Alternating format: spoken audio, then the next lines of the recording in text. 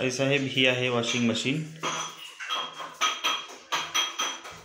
Washing मशीनचं पहिलं हे आहे पॉवर बटन. पहिलं पाहायचं की हे बटन चालू आहे का बंद आहे. तर काय करायचं, आपल्याला मशीन आता लावायची आहे.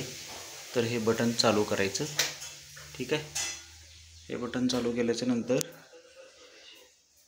ते जसं पॉवरचं बटन होतं तसं वॉशिंग मशीनला पण एक पॉवरचं बटन आहे, सप्लायचं बटन.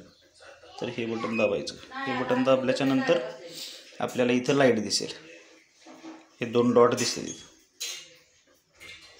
आपल्याला काय करायचं, आता मशीन किती मिनिटे लावायची आहे ह्याच्यासाठी आहे इथे प्रोग्राम लिहिलेला आहे. प्रोग्राम हे पॉवर बटन आहे, इथे हे स्टार्टचं बटन आणि प्रोग्राम बटन. या 3 बटनावरतीच आपल्याला काम करायचं, बाकी काही करायची आवश्यकता नाही.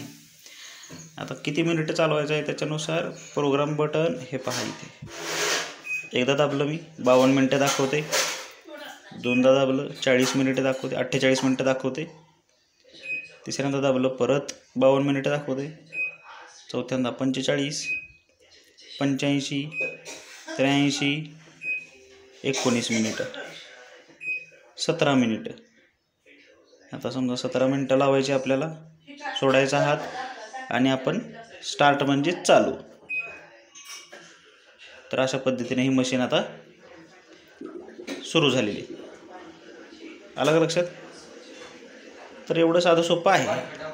आणि बरोबर जसे 17 मिनिटं संपून जातील, शेवटी तो आवाज देईल आणि इथे 00 किंवा परत डॉट डॉट येईल. म्हणून समजायचं की मशीन म्हणजे कपडे धुवून झालेले आहेत. त्याच्यानंतर काय करायचं, जसं बंद होईल, आता मशीन संपल्याच्या नंतर तर आपण पटकन बटन बंद करू शकतो.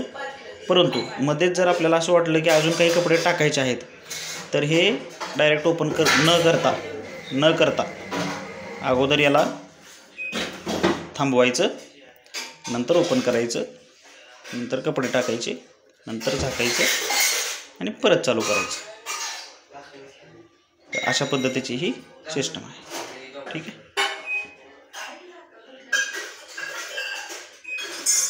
बंद. आणि काम झाल्यावरती वरचं बटन बंद करायला देखील विसरायचं नाही.